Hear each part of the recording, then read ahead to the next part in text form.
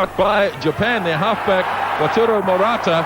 Gavin Hastings, as the Murrayfield crowd gets behind him, and the clearance made, and it's a big long kick too. What a great kick by fullback Takahiro Hosokawa, and Japan forced the first line out of the match just 18 metres out from the Scottish line. Shows the size doesn't matter if you're timing the ball. Boy, that was a whack.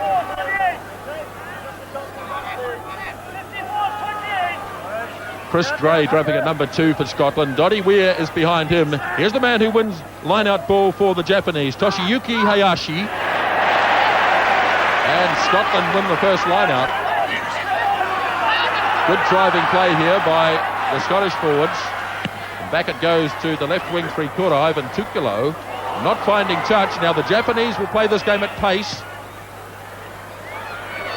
Here they come down the left wing side. Yoshida.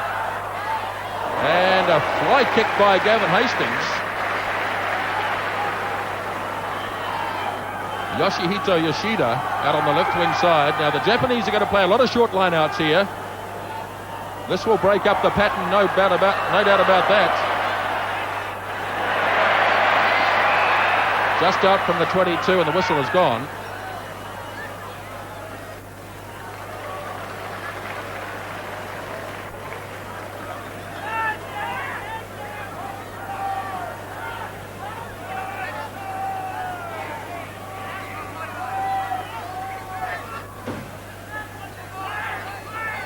Held on the back of the Japanese scrum.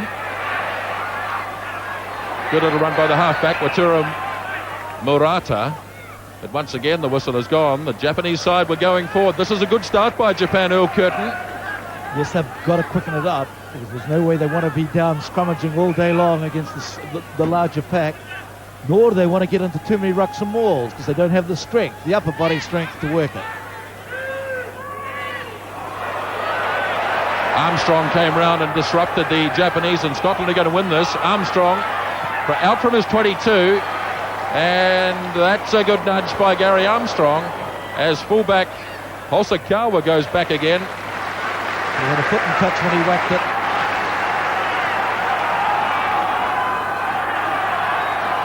it. Little Gary Armstrong in his 20th test match for Scotland. They've always had good halfbacks in Scotland. Armstrong taking over from Roy Laidlaw. Now here's a chance to have a look at some of the players near the back of the line-out. Finlay Calder, number 7. In front of him is Derek White, number 8. Then John Jeffrey, the White Shark, number 6. And for Japan, number 7, Shuji Nakashima running off the back. Number 8 is Latu, the Tongan-born player. Good work here by Scotland as Weir takes it up 10 metres out on the Japanese side of halfway. Flung across to Scott Hastings. He has good support from Armstrong, and Armstrong just pushed it too far that time. So Gary Armstrong getting involved early on. Just a youngster, as you can see. Good to see Scott Hastings last more than a couple of minutes in this game. His World Cup in 1987 lasted, I think, 25 seconds. Certainly not much longer than that. And he was out with a hamstring, and Scotland in fact had quite a few injury problems in the 1987 World Cup. They lost their ace first 5'8", John Rutherford. They're going to have awful trouble unless they break it up at line-out time, Japan. No score on the game, Japan-Scotland, Pool 2. And we've been going just 4.5 minutes. On this beautiful surface at Murrayfield, capacity crowd.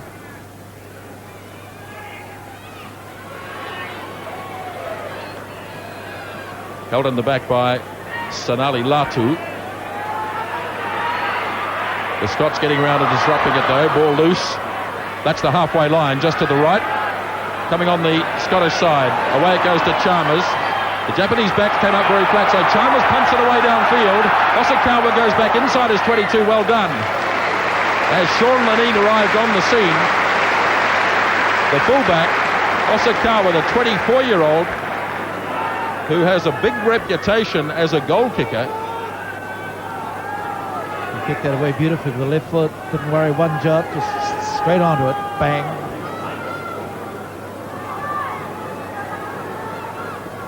Great anticipation north of the border, as they say, in Scotland, as Doddy Weir did well. Got up high. Now Chris Gray charges on.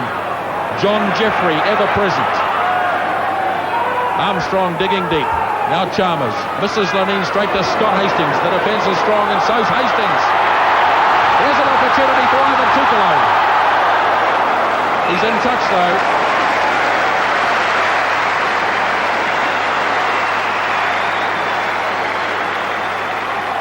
He's the veteran of the 1987 World Cup, Ivan Tukalo, and a prolific try scorer for Scotland.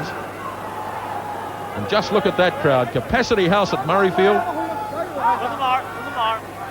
Scotland will play Zimbabwe later in the tournament, and Ireland. 21-year-old Doddy Weir. That's 6'7". There's loose ball again. Scotland managed to keep it in field. Number 4, Chris Gray, but the flag's up. Boy, I'd hate to be Murata, the Japanese scrum half on a day like today. So it's a shortened line-out call. Japan are going to do this all day, I'm sure. They've lost it, though. Or have they? No, it's been knocked forward. Yes. But they have to gamble. There's no other way around it. Tasayuki Hayashi gets into the scrum. Armstrong feeds quickly. Here comes Lanine hitting the line hard. The Scottish loose forwards are one of their strengths, and they managed to get it back again. Now Chalmers back to Scott Hastings, or it might have even been Gavin Hastings. Here's Armstrong blindside. Chalmers with him. Lanine. Armstrong. Whistle's gone. No try. Gary Armstrong in it 2 or 3 times. That's what upsets the Japanese. They're very good on the set plays, and they cover the set moves. It's that quick change and coming around the blind side again that they find very difficult to defend. There's a great tackle on Scott Hastings coming back, but I think it might be the captain. Mitsuo Hiro is hurt. So Gary Armstrong got across the line after Sean Lanine made a bit of a thrust close to the line. Here's Armstrong. He's all over the place, Armstrong. One of the best halfbacks in the world today. Nice little pass there by Chalmers to Lanine, but Lanine was in touch. Good call by the touch judge. Japan threw it quickly. And it'll be Scotland's ball, 15 metres in field. So the initial onslaught from Japan has been resisted by the Scots. And now they've swung back onto the attack. I'd say they'll be getting into a back row move again, trying to punch and really demoralise the Japanese forwards, if that's possible. World-class back row combination of White, Jeffrey and Calder, held in the back by White. And a scrum infringement against the Japanese. Derek White, he's 33 years of age. And in fact, the average age of the loose forward trio is 33. John Jeffrey's 32 and Finlay Calder's 34. But it doesn't seem to diminish their pace around the park. Well, no, they obviously must have got it, Finlay Calder, because to all intents and purposes he was giving the game away at the end of the New Zealand tour. And he's been prevailed upon to come back. Fine player, fine captain, fine ambassador too he is on tours for his country. Craig Chalmers then with the first penalty attempt. Oh, and he pulled it away to the left. Scotland have the luxury of Craig Chalmers to take the kicks from reasonably close and Gavin Hastings to take them from further out. But Chalmers misses first up. So there's no score in the game. 10 minutes gone. Japan against Scotland. Pool 2 of the Rugby World Cup 1991. Matsuo. Good work again by Weir. But the penalty went against Paul Burnell, the prop forward, who obstructed one of the Japanese players coming through. Last man up is David Soul, the inspirational skipper of the Scottish team. They haven't had a great build-up, Scotland, though, Grant. They even lost to the Borders in one of the games that they played in Scotland itself. Plus the fact they lost to Romania as well. Their warm-up games for this particular tournament. Yes, you want another one? They lost to Canada as well. Yes, it would. So that's right. They Not psychologically inspiring, is it? No, it is not. But this is the side that won the Grand Slam in 1990 with very few changes. And it means a heck of a lot to the Scots to be playing at Murrayfield. Beautiful take by Chris Gray. Scotland winning all the lineouts, and you'd expect them to too. Charging on goes John Jeffrey. Now Armstrong frees it up for Chalmers, standing just in Japanese territory. Testing kick again for the Japanese. Taken in by Sean Lanine. Support there from Tony Stanger out on the right wing side. Scotland putting some good moves together here. Up goes the touch judge flag though. Well, I think Scotland are really moving across the line at line-out time. The amount of interference in the last two line-outs has been shocking. They're just going straight through the line-out.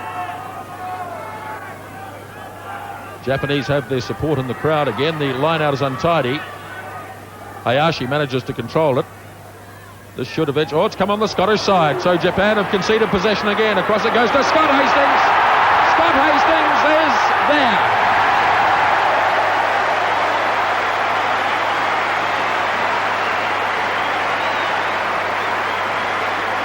That was an impressive try by Scott Hastings. He's a big man, but he showed plenty of pace there. And Scott Hastings gets his 6th try in Test matches after the Japanese had conceded possession from a line-out. Just look at the pace off the mark here from Hastings. He spots the gap, pins the ears back, has support from Ivan Tukalo, not required though, and Scott Hastings, number 13, scores Scotland's first try. Well, yes, it was a good try. It was a cut-out pass, cutting out Lanine. Once again, Chalmers has dragged it away to the left. Cutting out Lanine, and they were worried with the dummy of brother Gavin Hastings coming in outside Scott wide, and the Japanese players ran off. Have a look at it here again. You'll see them run off Scott Hastings in a moment on the cutout.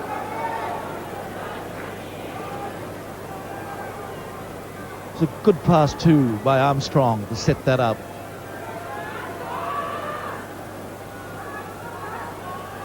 But fine moment for Scott Hastings. Here's brother Gavin clearing for touch. After all the problems that Scott Hastings had in the 1987 World Cup, lasted barely half a minute. He started the 1991 version with a try after about 13 minutes of the first game. Now the Japanese swing back onto the attack. They haven't really had any attacking opportunities yet. Here's Matsuo. Scotland showing impressive form in the mauls, but the Japanese in fact have turned them round and driven them back 18 metres out from the line. Now a chance for the Japanese as they get their backs going. The left wing three-quarter Yoshida, he's the try-scoring whiz. Centre three-quarter Kutsuki. This is a lovely run from Kutsuki, and the tackle made by Scott Hastings. It was a timely one too. The ball lost forward, but what a run from Aji Kutsuki. Those are the sequence of plays that they've got to put together, Japan. It was good football. It was exciting, and you can hear the crowd appreciate it too. He was tackled way before he ever had the ball near his hands. There was no show of him ever picking that ball up. Well, an electrifying burst by Aji Kutsuki, and I'm not so sure that he needed to pass when he did. Probably not. But it should have been a penalty to Japan, right in front of the sticks. Scottish pack going backwards here. Armstrong goes for a bit of a run. Oh, he's caught. Here's trouble. Japan can get their forwards there quickly. Scotland, though, make a couple of metres forward. And back to the powerful boot of Gavin Hastings. Yes, that's the difference, isn't it? They make those couple of metres forward, then the ball comes back, set the ruck up, and then it gives time and space to clear.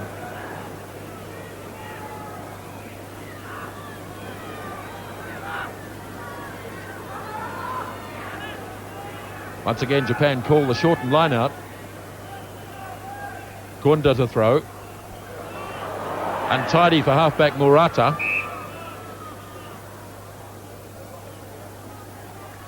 Referee, as have all the referees at the Rugby World Cup, asking the players to stay on their feet. What a fine directive. Earl Curtin likes that. Armstrong then with the feed defensively, back for Hastings. This time he's pushed it down the middle. Trouble here for Japan. Ball loose. Finlay caught her there quickly. Good work by the Scottish loose forwards. They should be able to get this one. They do. Here is Chalmers. Chris Gray got back in good support. Gary Armstrong's all over the park here. Now Gavin Hastings with his physical presence. Taken into by hooker John Allen. And the referee didn't play any advantage there at all. Well, I suppose if we're going to be critical of the referee, we should say that there was plenty of room for advantage there, Earl Curtin. Here it comes, beautifully presented for the Scots, but the referee's blown the whistle. Yes, it was a good ball because they were going to run the blind side, and that Japan finds hard to find. Very hard to defend against. Particularly with these Scottish forwards, you'd have to call it rampaging when they go individually round the fringes. 22-year-old Craig Chalmers, his third shot at goal. Let's see if he can hit this one a bit better. That's more like it.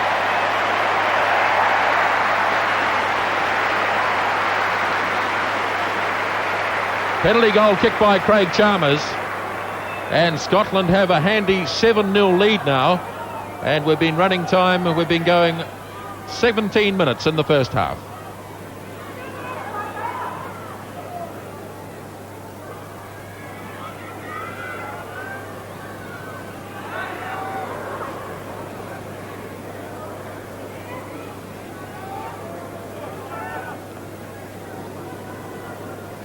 Murrayfield has been the home of headquarters of Scottish rugby since 1925. And of course, Earl Curtin, the unique under-soil heating has been in place since 1959. The restart from Hosokawa. And the clearance made again by the powerful boot of Gavin Hastings. Yes, well, it'd be impossible to play rugby in the middle of January here. I mean, this looks lovely here at this time of the year, September, but it'd be impossible in the middle of January without this underfloor heating. The Japanese side not having much luck at the lineouts. The Scots are obviously a much taller brigade. In fact, Scotland have two huge men in the second row in Gray and Weir. And their loose forwards, especially Jeffrey and White, who just won that one, are tall men. But this time it's a penalty against Scotland backing in there, obstructing the Japanese jumpers. John Jeffrey, known as the White Shark, one of the all-time great Scottish loose forwards. Katsuhiro Matsuo. And some of the kicking here at the World Cup hasn't been too flash. Gavin Hastings got a nasty bounce that time. He wasn't sure what to do. And in the end, it went past him and into touch. A lot of the kickers, Earl Curtin, are struggling here to get their timing right. Well, it's obviously something to do with the ball.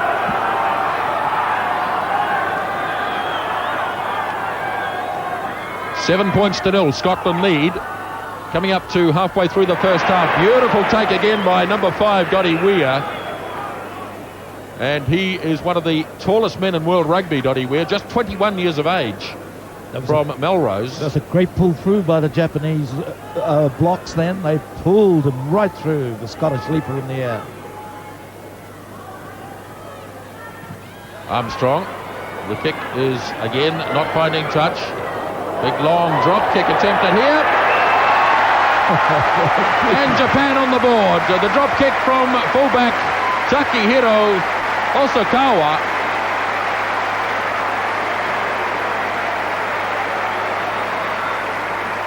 The kick missed touch, and Hosokawa let rip with this long-range drop kick attempt, and it was a beautiful kick too. And Japan on the board. Another word for it, just wham bam. Lovely.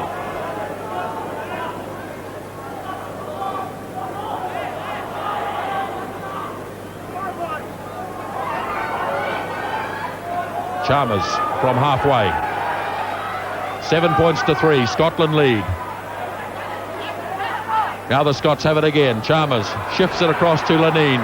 Little kick forward for Tony Stanger, the right wing three-quarter. Hosokawa missed it. Still in the field of play. And finally it's run across the touchline by Aji Kutsuki. But Scotland swing back onto attack. Try scorer Scott Hastings. Well, Scotland will move the ball wide again, and you'll find Gavin Hastings will punch into the back line, either with it or without it, probably as a dummy. It's going to be very difficult for the Japanese backs to defend. John Allen, the Scottish hooker, tapped by Gray. Here is Jeffrey, and Allen going for the line. Couldn't get it down. Well, we saw the French side work a similar move in their match against Romania, which resulted in a very good try to Rumat. John Allen almost got the try.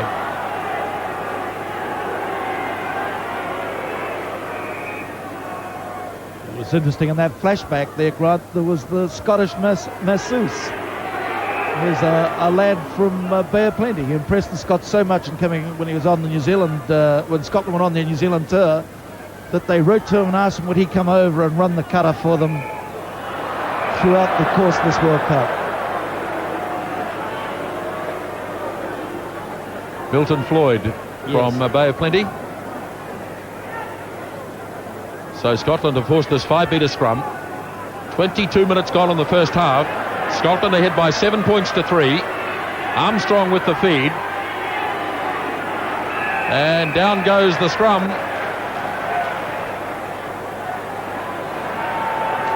Armstrong takes it up to David Soul.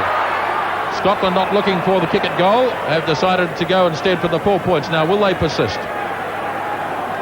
Soul will have to get up and get behind the mark.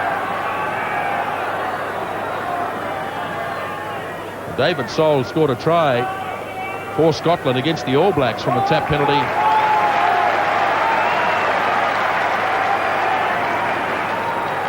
Armstrong has it again. Armstrong. Finley Calder runs it up. And Japan have come away with it. So Scotland passing up the opportunity to go for points as the clearing kick is made by Wataru Murata. It's just his second international, and that was a popular clearance by the Japanese halfback.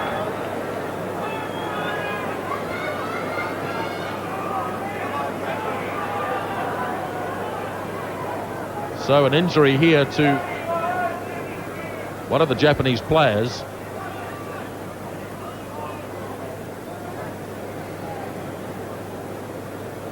Very colourful gloves on there too to help his hands.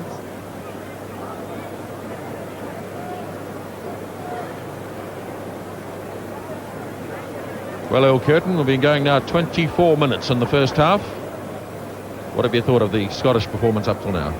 Well, they haven't made many mistakes. They haven't been nervous. In fact, they've been the least nervous, if one might say, one of the Cup favourites.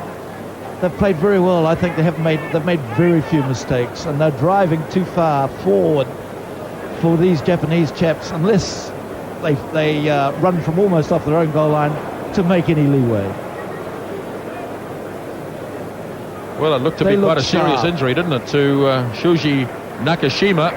The stretcher was coming out, but he doesn't want the stretcher, but it looks very much as though he's going to have to leave the field anyway.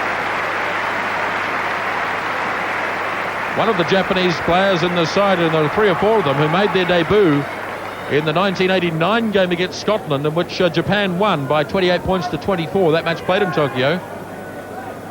So Shuji Nakashima is leaving the field.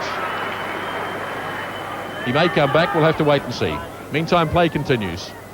Scotland win another line-out. There's some big tackles being made on the Scots, though, by these Japanese players. That's what they've got to do. Now Armstrong Cross for Chalmers. Nicely popped up for Lenine. Wide to Tukalo. And Tukalo losing the ball forward. Well, the Scots have shown a real willingness to move the ball through their backs. They're all big physical fellows too, aren't they? Yes, they are, the big backs. And they realise that it's the way to go, but not only that, it's going to be entertaining too for the crowd. Because both sides will move it round. The Japanese have to, and the Scots are. Well, that's good news for Japan as Shuji Nakashima comes back onto the field. Free kick given. Scotland wanting to play this game at pace. Sol takes it up, whips it across to Finlay Calder. Big charge by Calder. Any sign of the ball? Yes, there it is. Now Chalmers. Scotland have lost control of it. Whistle's gone. Yoshihito Yoshida out on the far side. Another player down here. Number 1, Osamu Ota, the prop forward. Been quite a physical contest up till now.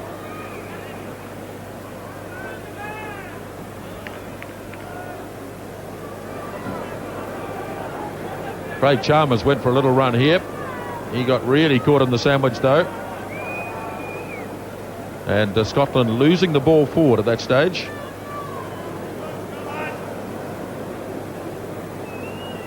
Very nice high stepping action from the left winger Yoshihito Yoshida. Well, he's having to step high because he's being held on by someone who's hanging on to his pants.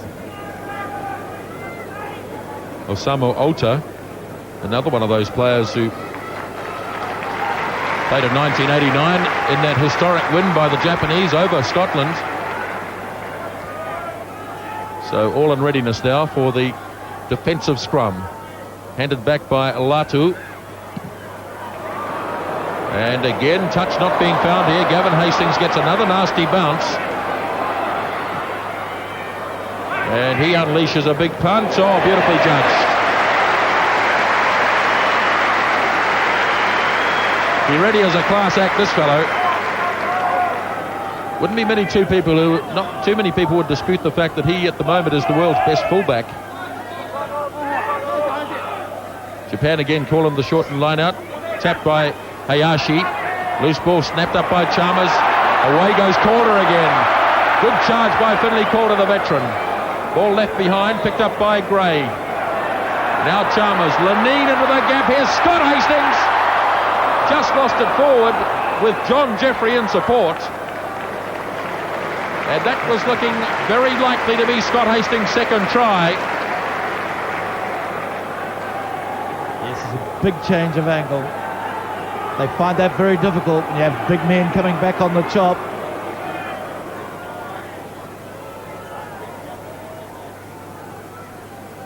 Scrum has collapsed close to the Japanese line. 28 minutes gone in the first half. Scotland ahead by 7-3. Defensive scrum for the Japanese. Murata waiting. Back to his fullback. Charged. There's a chance. It's gone dead and goal. So it's got to be a 5-metre scrum. Well, there's certainly excitement. It's a good game. Good game to watch. Charged by John Jeffrey. And that was charged in the correct fashion. Jeffrey facing the player, didn't turn his back. And what have we got here? As Chris Gray heads towards the line, it's been awarded against the Scots. There was some infringement in there. In fact, it was against the Scottish loose forwards.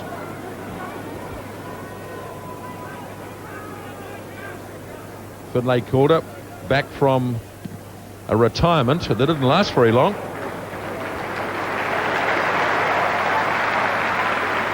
Another great nudge by Hosokawa.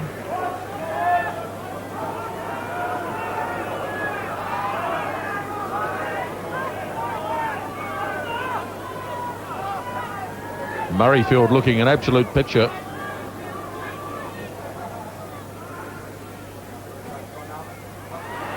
Line out one this time by Chris Gray, the 31-year-old from Nottingham, plays his rugby in England. Chalmers, beautiful pass across to Gavin Hastings. Hastings has support. It was Calder there again. Ball played on the ground. On your feet, said referee Morrison. But he might be 34 years of age, Finlay Calder, but my word, he's getting round the track. Good strong run here from Gavin Hastings. Ivan Tukalo was looking for the pass, but it went instead to Finlay Calder. Now he played the ball on the ground here, flicked it up, and was penalised by Morrison, the referee. But they're rampaging around the park, these old blokes, the loose forwards.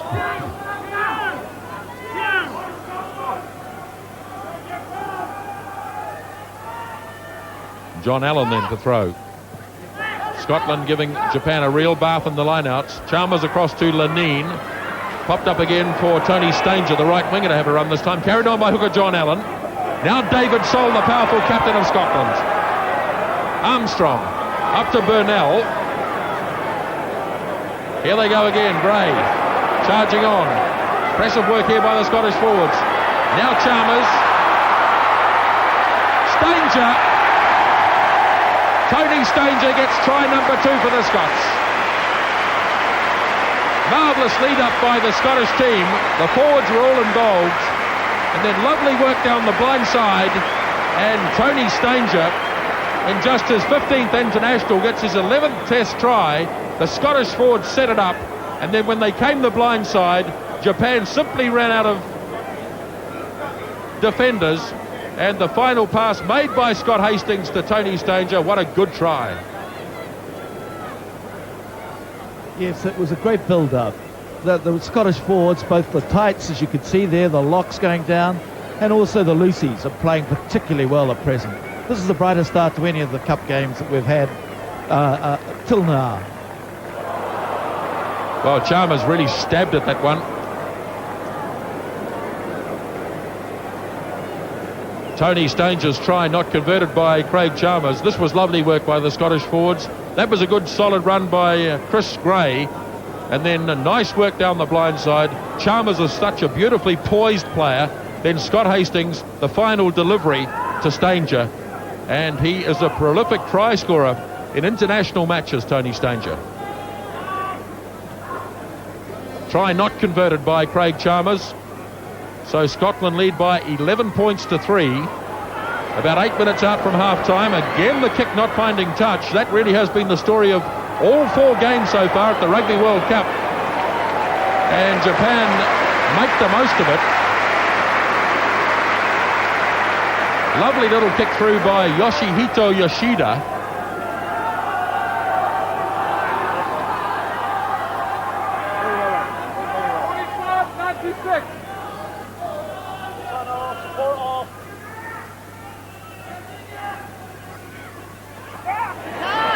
Weir takes another one for Scotland. It's been the story of the game so far. The Japanese have had no ball to play with. Chalmers punches it away downfield. And a nice catch by Takehiro Hosokawa. And Hastings lets it bounce. To get your rating as the best fullback in the world, though, Grant, he's going to have to take a few more balls on the full. Yes, he could end up making a liar of Mule. He kicks beautifully, this Hosokawa, doesn't he?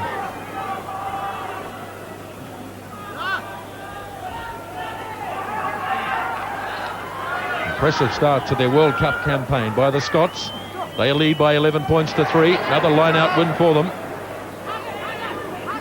Armstrong. Chalmers in a defensive role this time. Isn't he a beautifully poised, stylish-looking first 5'8", Craig Chalmers? Yes, he is, and he's, for a young man, he's had a lot of experience too. He's going to be a fine player given another year. I think they always take about 3 or 4 years at international level to develop. He's a fine prospect. Here it is again for Scotland. Stanger. White is there. No, he couldn't take the pass. He was in front of the player. Here's Gary Armstrong. This time White gets a hold of it. Calder.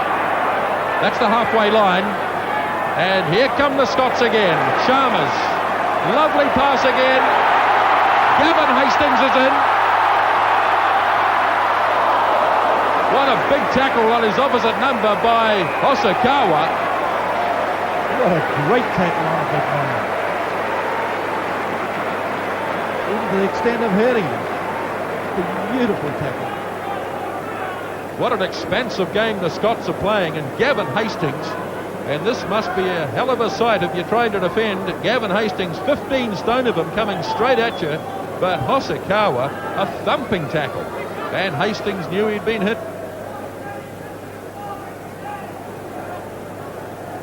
Yes, it was a good big run. I mean, the Scots always knew they were going to penetrate and hit them from there.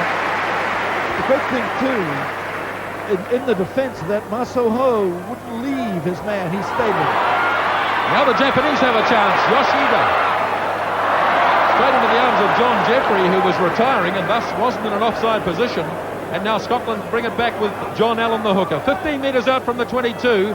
Scotland lead by 11 points to 3. A little kick through here by Chalmers. Masoho goes back. Trouble here for the Japanese.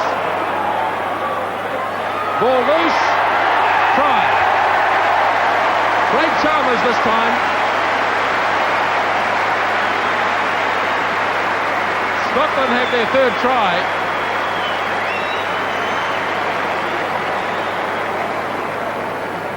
Once again, it was all about the pressure.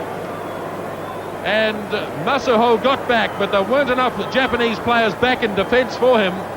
And then the ball spilled out to the side, and Craig Chalmers was able to just fall across the line for the try. Yes, I thought that there was a bit of unnecessary putting knees in the back here too. He shouldn't have been diving in with his knees, and here you watch Tuklo, the winger, come in. Look at that. He should have been made to stay on his feet, and he gave him a bit of knee in the back too at the same time.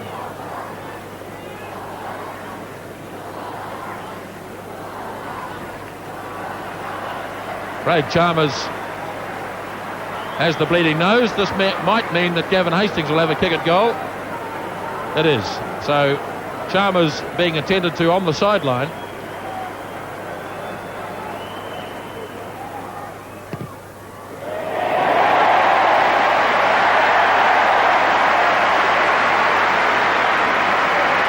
Excellent conversion by Gavin Hastings. So the try scored by Craig Chalmers. Now Scotland were able to get players here in numbers very quickly. The ball was loose and it spewed out to the side. And right at the feet of referee Ed Morrison of England, Craig Chalmers scores the try. Converted by Gavin Hastings, and Scotland lead by 17 points to 3. And we have about 3 minutes remaining in the first half.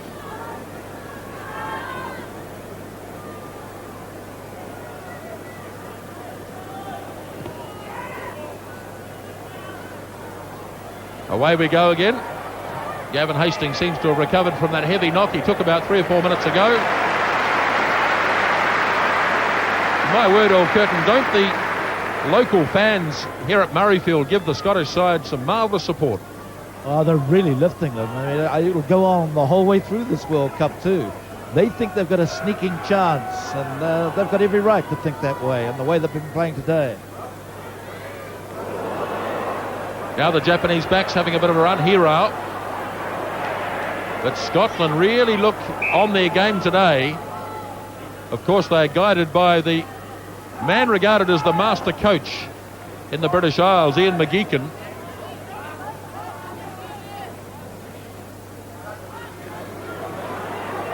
Now a chance maybe for Yoshida. Here's the speedy man, Yoshida. Hastings back.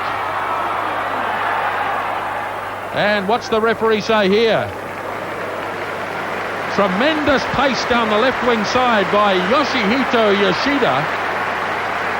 Well, I find that very hard to believe. Well, if it didn't go into touch, why wasn't it a try then?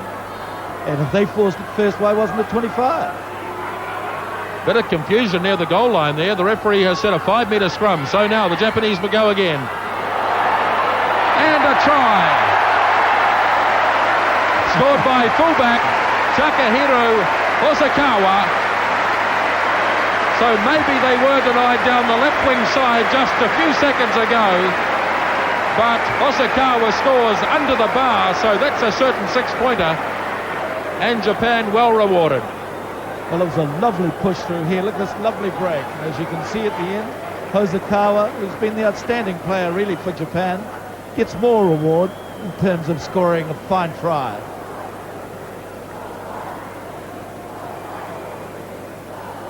A lovely set move here by the Japanese, confused the Scottish backs. Not too often you get tries scored from set positions close to the line, but a clean break. And the try completed by Hosokawa, the fullback. So he has scored all 7 points so far. And converts. 17 points to 9. Scotland lead. And just a few ticks away from half-time.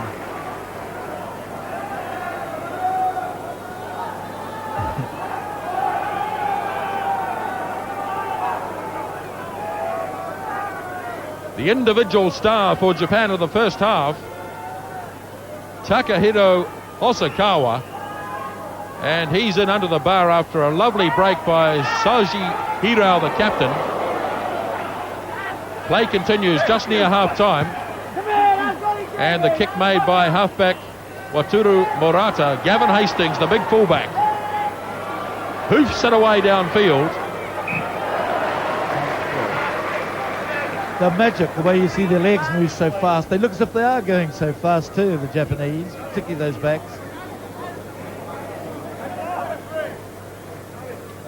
Fred Howard has intervened here and has reported number 3 for Japan, Masanori Takura. And a bit of booing going on. I don't think the crowd's all that happy about that. But it's going to result in a penalty attempt by Gavin Hastings. I didn't quite catch what that was for. Was it a punch, Wilkett? No, I think it must have been a late tackle after he kicked, but it was certainly, I couldn't see what it was for. I followed the ball because he's given it at the position where Scott Hastings put the ball out.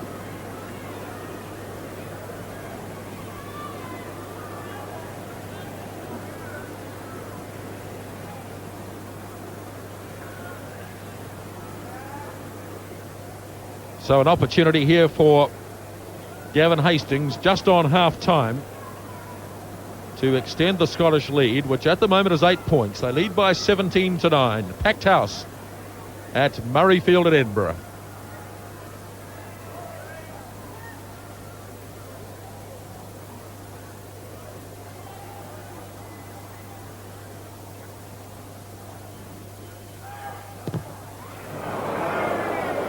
No good. Pulled it away to the left.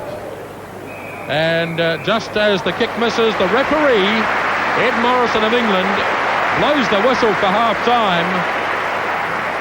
Tremendous applause rings around the ground. It's been an exciting first 40 minutes. Scotland have scored 3 tries to 1 and lead at the break by 17 points to 9. So the second half underway. Japan against Scotland, 17 points to 9 at half-time. And the Scottish captain, David Soul, has possession. And the Japanese penalised early on in the half for going in over the top, not holding their feet. Well, Scotland, as you can see, had a huge territorial advantage in that first half, about a 70% advantage. But they only lead by 8 points at the break. And that's a big hoof downfield by Gavin Hastings.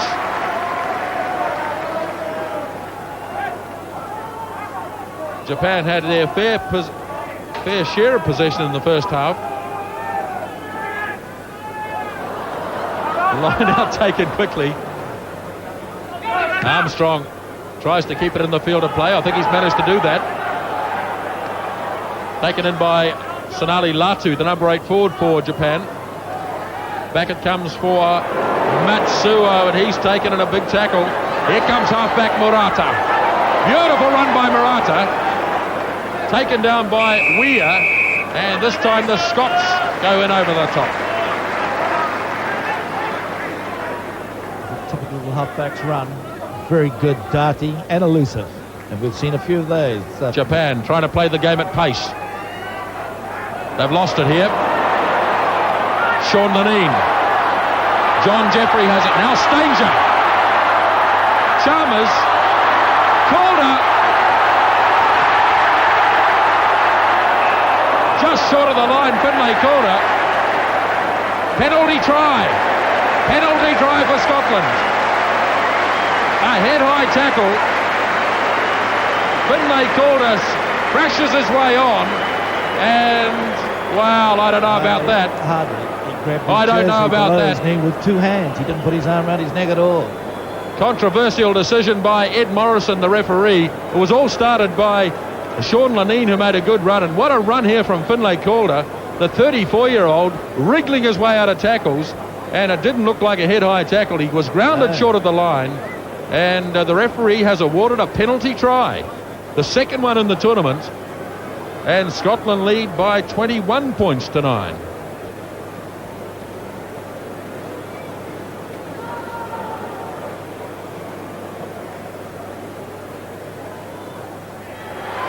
Converted by Gavin Hastings. So Scotland get away in the second half to a great start. The penalty try awarded by referee Morrison is converted by Hastings, and it's 23 points to 9, just a few minutes into the second half.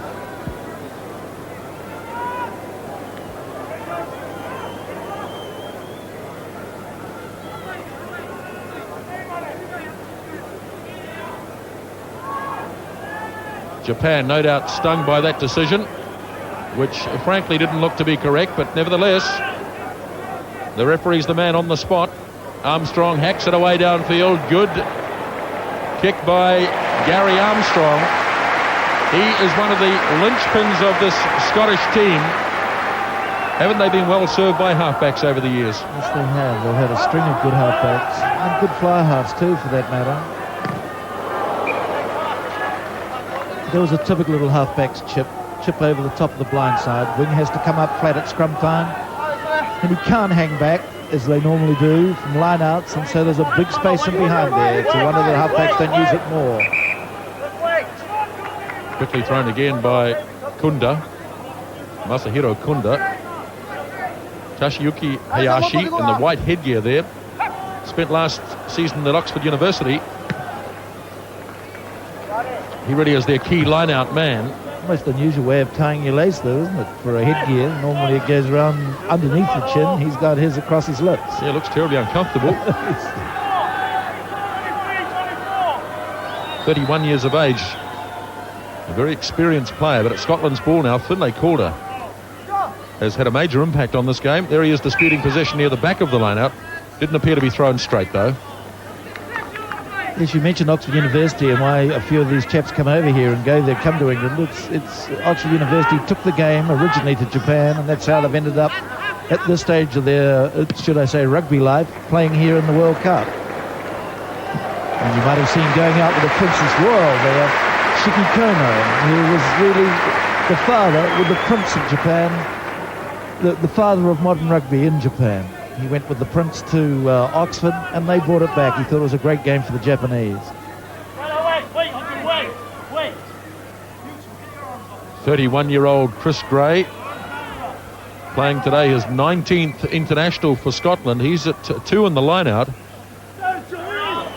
Lovely take by Derek White. John Jeffrey, the 3 loose forwards in it again. Another rampaging run by Finlay Calder. My word, he's had a good game. Armstrong up to Chalmers. Could open up here for the Scots. Lanine in field. Sean Lanine fires it back, and it looked like a forward pass. They'll have to come all the way back. Well, Sean Lanine's father, Terry Lanine, former All Black, is in the stadium at Murrayfield today. Ivan Tukalo out on the left wing side. The Scots doing it all right at the moment. Now Japan attacking from inside their 22. Nice little nudge ahead. Chalmers going back for Scotland, and a penalty against Scotland. A player was pushed off the ball there. Japan should have kept the ball in possession there. They had 3 men on 2. It was a good chance, particularly when they can't afford really to give possession away.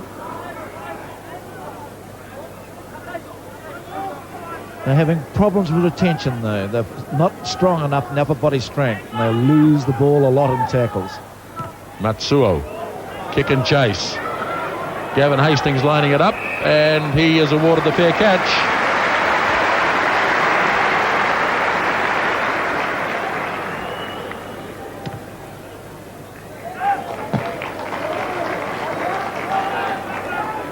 Big Gavin Hastings, started today, 301 points for Scotland. Thrown quickly. Japan have made this one work for themselves. Taken in by halfback Murata. Handed back by Ota. Here's a good little run from Katsuki. Chance for right winger Masohu. This crucial pass again.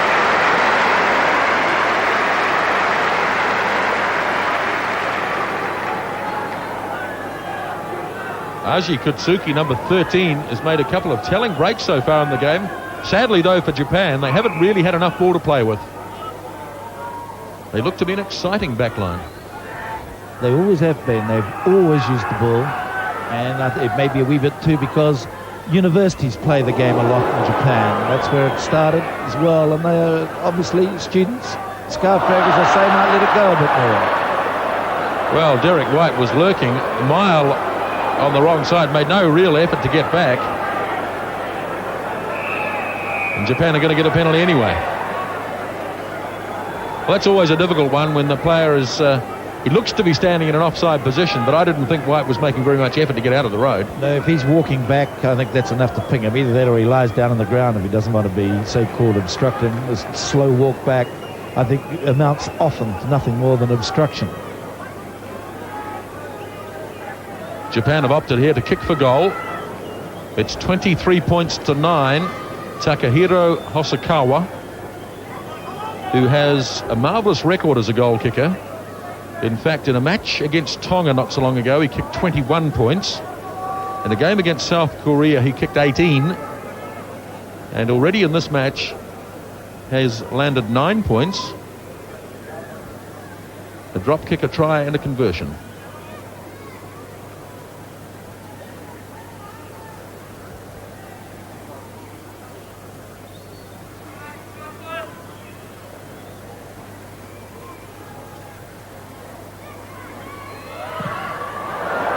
Not this time, though. Never really got a hold of it at all. Didn't find the sweet spot. And according to a lot of the goal kickers here at the World Cup, and some of the world's best, Liner Fox included, have conceded that if you don't find the sweet spot, the ball just doesn't travel.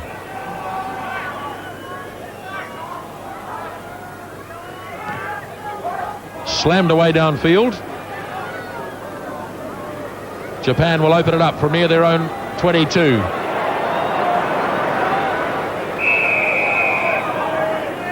Yes, it's the same old story. They get into trouble without freeing it. They go down to the deck all right and try to hang on to it. The next guys coming in are falling over.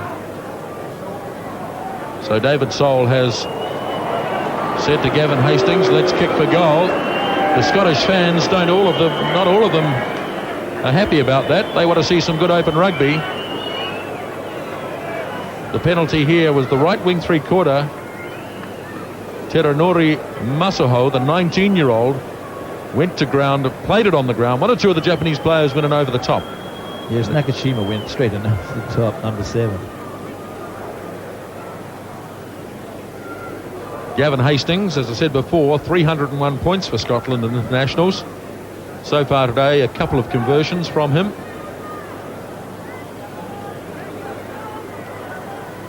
Interesting bloke, Gavin Hastings. He has a real ambition once his rugby days are over, and he's 31 years of age, or 29 years of age, so I suppose that's not too far away, to play in the British Open golf. He's a useful golfer with a 7 handicap, but today it's all about rugby.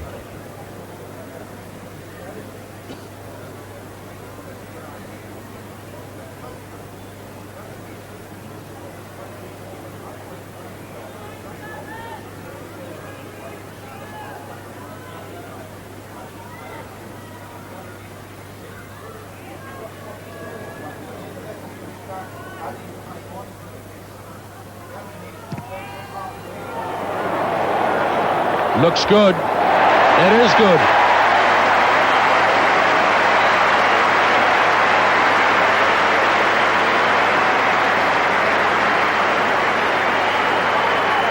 Huge penalty goal from Gavin Hastings, and Scotland out to 26 points to 9. Well, yes, it was a big nudge, but the Japanese are just finding the strength. of the Scottish side just too much for them today.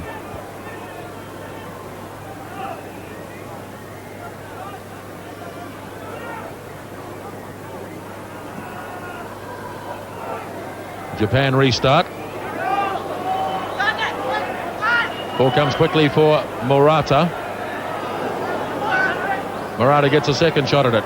Here is a drop kick from Matsuo.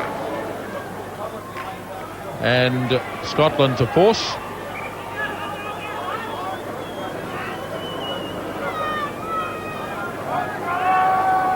Katsuhiro Matsuo.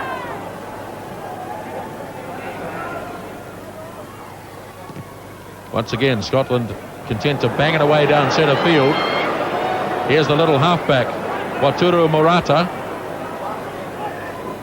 10-metre line, Scottish territory. Back again for Matsuo. Nice little nudge down the touchline. Yes, there's not much point time nudging it down the touchline because they can't win the line-out balls.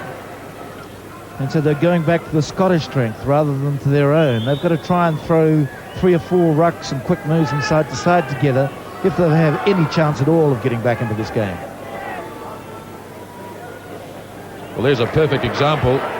Dodi Weir, number 5, was able to tower above the Japanese forwards, and it's surefire possession for Scotland as Chalmers opens it up with a big kick away downfield. Handed back by Yoshida to his fullback Hosokawa. And he really is a class act, this fellow, the 24-year-old Takahiro Hosokawa. No tunnel, please. No tunnel. No on the tunnel, please. About 14 minutes gone in the second half. Scotland comfortably in front by 26 points to 9. They're doing everything right, winning all the lineouts. This one's bounced over the top though, and Japan have managed to secure possession. That's rare possession from a set phase for them. Now Murata. Here's the speedster, Yoshida. Gary Armstrong made the tackle. Yoshida has real pace. Yes, he gives it a go, doesn't he? Plenty of confidence, really gassed it then. He didn't have much room either.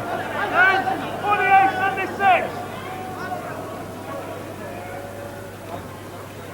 This match in Pool 2. The other teams in the group, Zimbabwe and Ireland, will play at Lansdowne Road tomorrow.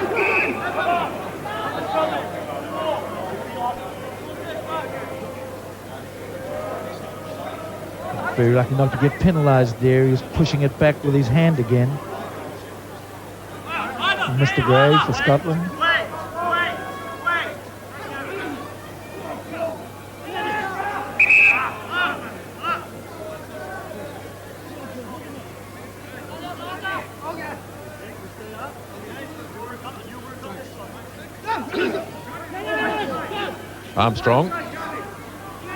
Armstrong standing outside his 22, bangs another one downfield. Coming through on it is Stanger. Stanger. Ball is just on the Japanese side of halfway. Scotland getting there quickly with their forwards. Now Armstrong sets the back line in motion again. Scott Hastings. Gavin Hastings up. Now Tukalo with the chance. Every time they run with the ball, the Scottish backs look dangerous. Yes, because they're running when they've got a lot of time and space. They're getting a lovely ball back from the quick rucks. That's what's making a big difference. And aren't they running from a long way back? They're charging onto the ball. They're really running onto it, yes. They've got way on. Dangerous stuff there from the Japanese. They throw it deep on their own throw. But there's one other reason why they look always as if they're going to penetrate too. They've got Chalmers who's running onto the ball. He's used to stand still. I think he's being told again by McGeechan, who was a fly half and spent a lot of time there, that you must run on the ball to give these big outside backs the way on to make it difficult to tackle them. Armstrong pops it up to Lanine. Scotland in after the loose ball. Japan have been penalised. Well, in the first half, Scotland tapped from here. Will they do it again? They lead by 26-9, and Scotland's captain David Soul has opted to kick for goal. Well, that's a strange attitude, bearing in mind that in the first half he was happy to tap it. What's different in the second spell? I agree, with the number of, again, as you say, going for tries, not that it should matter in this warm-up, because I think their group is quite weak. Scotland should bolt him. You'd think that he'd at least appease the crowd when such a large number of them have been so happy to come and cheer for him by running the ball there. So an opportunity for Gavin Hastings to add to his international career record. And he does that. 10 points today for Gavin Hastings, 2 penalty goals, 2 conversions. And Scotland lead by 29 points to 9. And we've been going now about 18 minutes in the second half. Another interesting fact too is that Western Samoa, who play tomorrow against Wales, they beat Japan by, I think it was somewhere a margin of about 28-30 points. They gave and it was in Japan too. So they're not what one would call a terribly strong side internationally, but they do play entertaining football, don't they? My word, they do. Play just out from the 22, and now Japan have it. Chance to see the backs have a run. Hirao. In fact, it was the centre three-quarter Kutsuki. Beautiful passes of the ball. Hirao that time almost got through. Yes, they just lose it. They get into the tackles. The ball goes loose. They make lovely little holes, and it's those final passes that they seem to sort of almost panic, or they want to get rid of it sometimes too quickly and other times too slowly. Back for Chalmers, standing just out from his own goal line, and Craig Chalmers, lovely punt by Chalmers. I said before, just to clarify it a wee bit, I said, that how he was a great prospect. It's not to say that he's not a good player now, but 5/8 and first 5/8 and half and fly halves, they normally take a long time to really hit their potential. 25 or 26 you're looking at normally, when he will be at his best. Well, Scotland should get many more years out of Craig Chalmers. Yes, they will. Gavin Hastings, big powerful man that he is, wants to throw it in quickly. Craig Chalmers, of course, has already been a British Lion. He's only 22 years of age. And what a man to follow a class player like John Rutherford. Yes, he was a very good runner, Rutherford. Hayashi. Well, that's one of the moves that the Japanese work. They realise they haven't got the physical presence, the physical stature, or the height to compete in the line-out, so they have to vary it. I saw a comment earlier, I think it was Shiki Kono, said that our players are getting better, but bigger, but sadly so is everybody else. Although that's not true in New Zealand, is it? And probably Australia still have some large men, but New Zealand, I think, it's very hard to find big men now, even in provincial rugby at home. Yes, true. Most rare. Japan attacking just out from the 22. Scotland lead by 29 points to 9. Once again, the run made by Kutsuki. Here is Latu, the big number 8 forward, 20 metres out from Scotland's line. Hirao goes crashing on.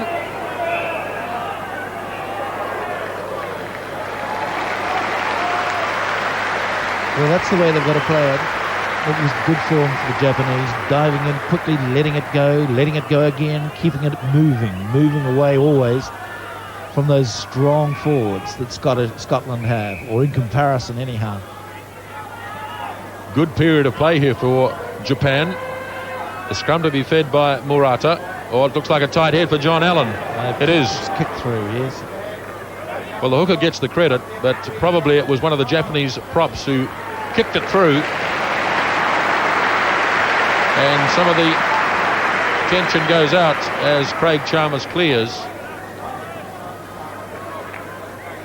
So back we go to the shortened line-out. Yes, you mentioned earlier that when Japan played Western Samoa won that by 37 points to 11. That was in the Asian Pacific zone of the Rugby World Cup. Both sides qualified, Western Samoa and Japan. But it was a big win for the Western Samoans, who kick off their World Cup campaign tomorrow against Wales at Carter Farms Park. Derek White. Big strong player he is. Oh, lovely work again. Lenine into the gap. Good tackle made on him though. Sean Lenine hit hard from behind. Just lost the ball forwards. But some lovely little passes, lovely little touches. Look at the pass here from Armstrong and shifted into the gap. Chalmers. Then Lenine got hit in a good solid tackle by Sonali Latu. Now Japan go again. Here's a chance for them. But a big tackle made by Scott Hastings. Still a chance though. Masuho. He's got to get rid of the ball. Scotland swarming across in defence. There it is. Going and trying to secure it, and they lose it again. Again, just as I said, Latu, the pass, timing not quite there. Absolutely certain try had he have given it earlier. Some lovely running here by the Japanese. Hirao there with the final pass to Masuho. And he rather lost his nerve there. He went back in field. Isn't it a good game, though? There's plenty of movement, plenty of flow, and this is what a festival occasion like World Cup rugby should be to a point too. Players these days do owe it. If they're going to take so much money in sponsorship, they do owe the paying spectator, particularly the price they're paying here, some entertainment, and they're getting it here today. Japan running it again. The Japanese side making a big contribution in the second half to the flow of this game. Yes, it's excellent. I mean, the purists might say they're making a lot of mistakes. Well, of course they are, because they've got to take such risks, being small men, to make it. Tries and get points on the board. Armstrong beautifully judged. The little fella from Jed Forest.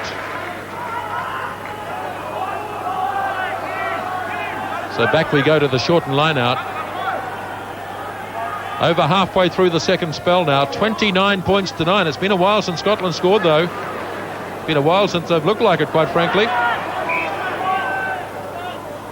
But this time they will get the put in near the Japanese 22.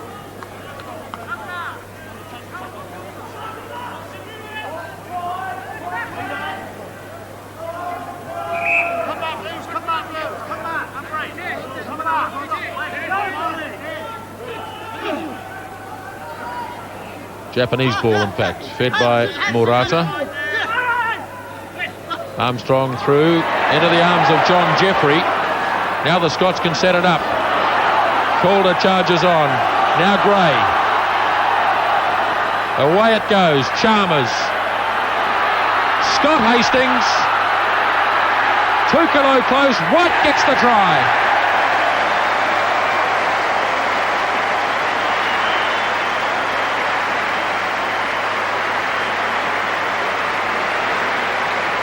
Marvellous following up by Derek White. Scotland again set it up with the forward thrust. Scott Hastings got through his man, and then Tukalo nipped back in field, or it was Gavin Hastings in fact who nipped back in field, and Derek White, the big number 8, scores the try. Yes, a deserved try too to White. The Scottish back row have been playing particularly well, but wasn't that a typical setup? Lovely driving forward, each man pushing it back again behind him, then collected by his partner in crime, hunting as a trio, the Lucies, then back to the heavies going over it, then a lovely clearing pass out to Armstrong, and Armstrong doing a beautiful miss pass too to give Scott Hastings the punch. Gavin Hastings on the reverse. In off the woodwork.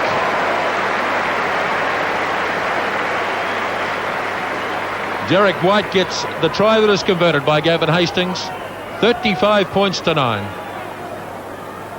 Lovely move here by Scotland, plenty of pace on, big guys running quickly, standing in the tackle, flicking it up, and then the classical, a good Lucy inside as midfield back as he cuts back to dive across.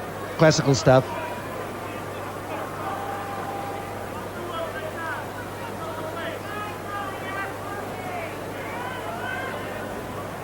About 14 minutes remaining in this game. Hayashi almost got a hold of that one. Referee playing advantage. You see the arm extended there, referee Morrison. And there is advantage too for Scotland. Back for Armstrong.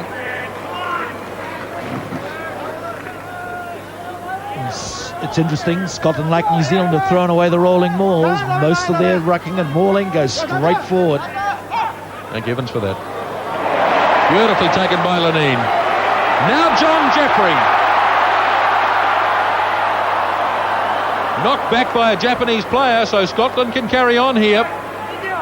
Here it is for Armstrong. Calder. Gavin Hastings. Armstrong again. Danger in after it. Scotland can set it again here.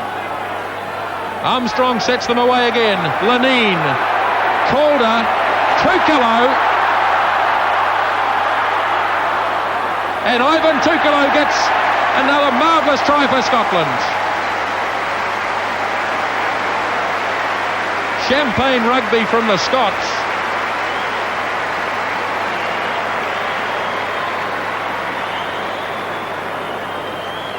Once again, it was the crunching play of the forwards, and they set it for the backs, and the Scottish backs have been dangerous all afternoon. Finlay Calder threw a great pass out to Tukalo, and he stumbled his way out of some rather ineffectual tackling and scored his first try of the day.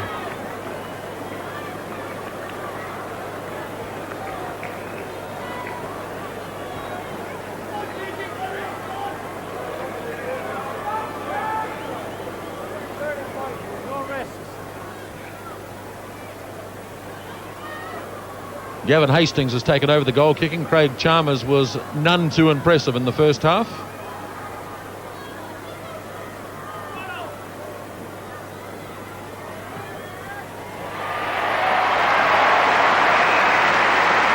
Hastings converts the try scored by Tukalo. Craig Chalmers looks to be in a bit of strife. Tukalo the try, Hastings the conversion, 41-9. Oh, well, we just said the last try was almost exactly the same. A rendition. Beautiful pass again. Right across the Scottish back line. Lovely run. Tukalo's having a go, dips inside, still stays on his feet like good wingers should. And that's obviously why he scores so many tries for Scotland.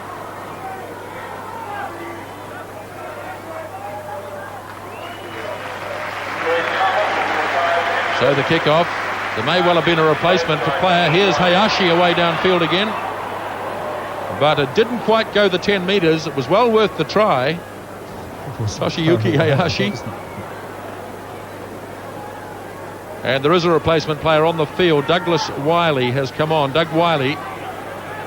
He played for Scotland in the World Cup in 1987. Here goes Scotland again. Armstrong with a run. Gavin Hastings. And Hastings scores the try. Fabulous running by the Scottish backs. And big Gavin Hastings finishes off a move which started just on the Scottish side of halfway. Well, it was, again, the same sort of thing. Scrummaging now is almost gone in terms of the Japanese. And the tackling's deteriorated too as they realise that they have very little show either of winning this game or of getting enough ball to have some attacking moves themselves. Now the big man, where he was tackled early on, isn't being put down, basically because I think they feel as though psychologically they've had it. And he's a big chap to bowl. Raw power from Gavin Hastings. 18 points in the match so far.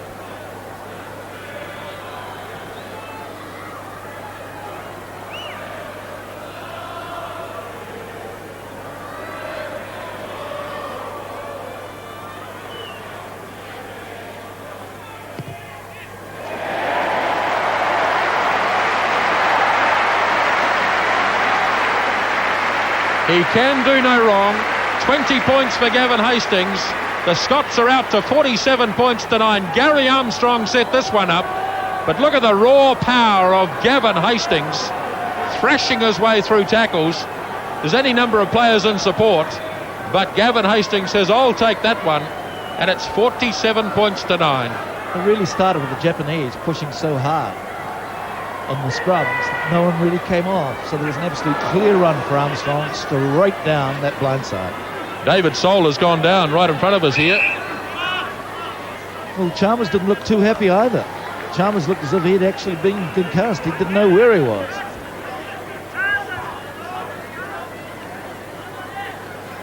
Bit of blood around the ear there of David Soul. Let's see if we can see what happens here. So, head smacked into John Jeffrey. He smacked him to an elbow. And David Soul poleaxed. He's a pretty tough customer, though. And obviously there is a little bit of damage around the ear of David Soul. He really is quite an inspirational player, this fellow. And really at this stage of the game, Earl Curtin not a lot of points in risking a player of this quality. Oh, not for his fine captaincy either. I mean, Scotland need him desperately. And I wouldn't be worried about him going on anymore with that. And John Jeffrey's terribly sorry about it all.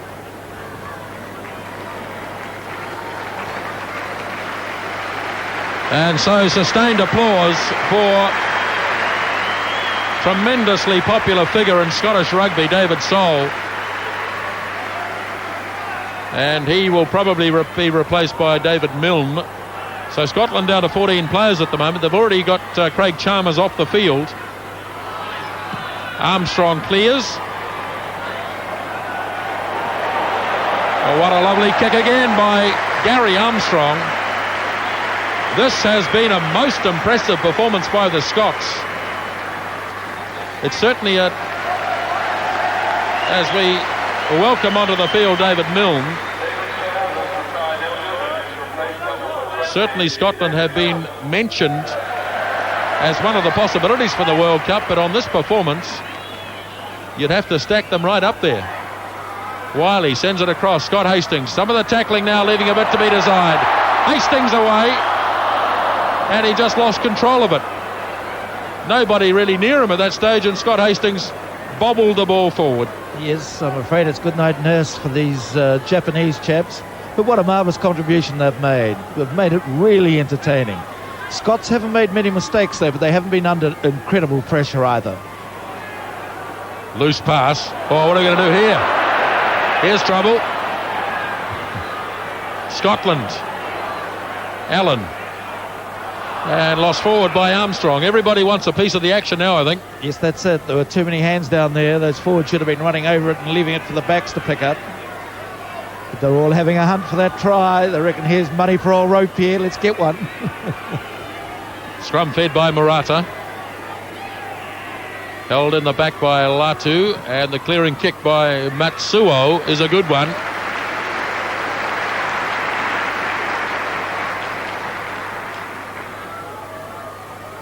This big crowd at Murrayfield today have been most appreciative of the performance from both sides, especially, of course, the Scots, who've played a marvellous style of rugby. Let's hope we see more of it at the 1991 Rugby World Cup.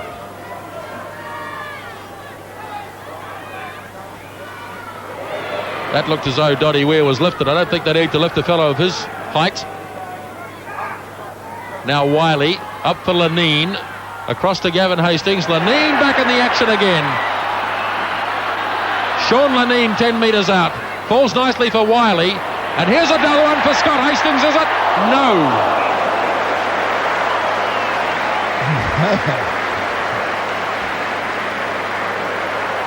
What a challenge on Scott Hastings. I think it was the fullback again. Yes, it was. It was that man, Hosokawa. He had no other option other than to hit him hard there to bump him out. Oh, that is called commitment. And they're both sore.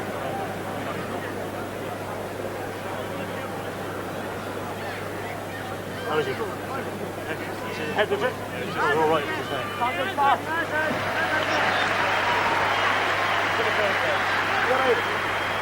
Scott, he's got a minute. How you doing? So Scott Hastings is still down. The fullback, Hosokawa, has gone back to his position. Yes, that was a kamikaze if ever there was one. It sure was. Thrown quickly by the Japanese, way to the back again. And taken away by halfback Murata.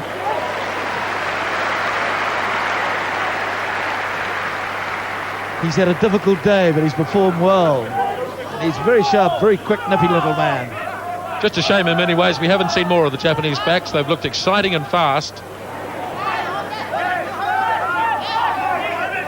but they simply haven't had the possession to use. The big mobile Scottish forwards.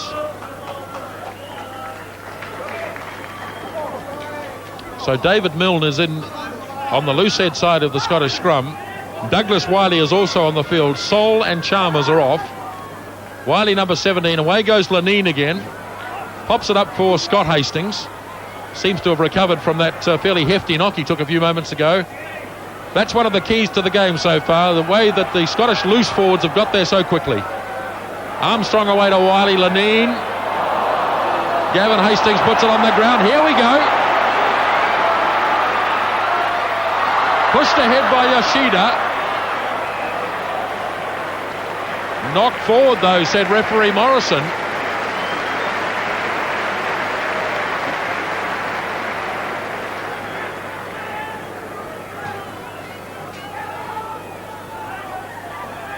This game has been played at a hectic pace. Just a few minutes remaining, and Armstrong settles it down. You obviously saw a flash there on possession, where it gave the Japanese around about 42%. It's lies in a sense, though, because it's such bad possession that it's been going backwards. It's really rough stuff that they've been picking up. The damage to David Sol is fairly obvious. Japan move it across to wing three-quarter Masuho. Big, powerful player that he is. Here is Hirao. And Hastings.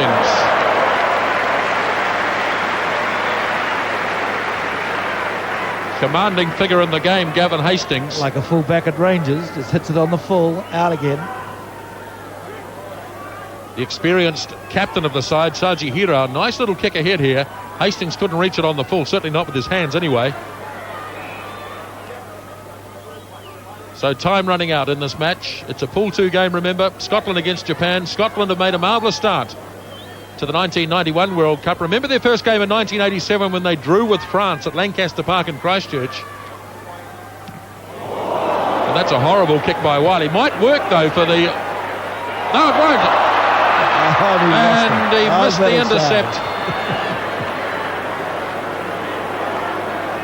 Now this chap, Kutsuki, as he is called, it would look very, very good in the first half. He just hasn't had any ball with any space or room at all.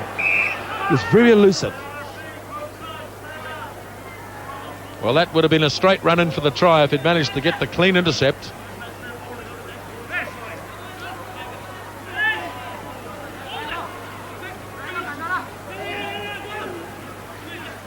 Armstrong.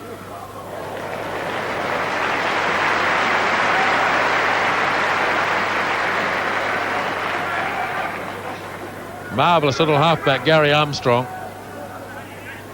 And his association with Craig Chalmers, who left the field about 10 minutes ago. One of the key points for Scotland. John Jeffrey hacks it on. Diving in on top of it was Paul Burnell, the big prop forward. Scotland getting quality ball once again. Wiley pops it up for Armstrong. Burnell is there again.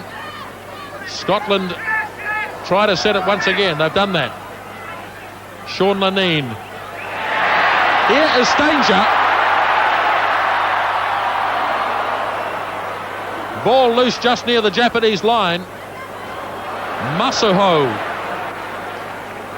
Super upper body strength as he crashed away downfield. And Japan have a penalty. They'll run it. Here they go. Ball loose.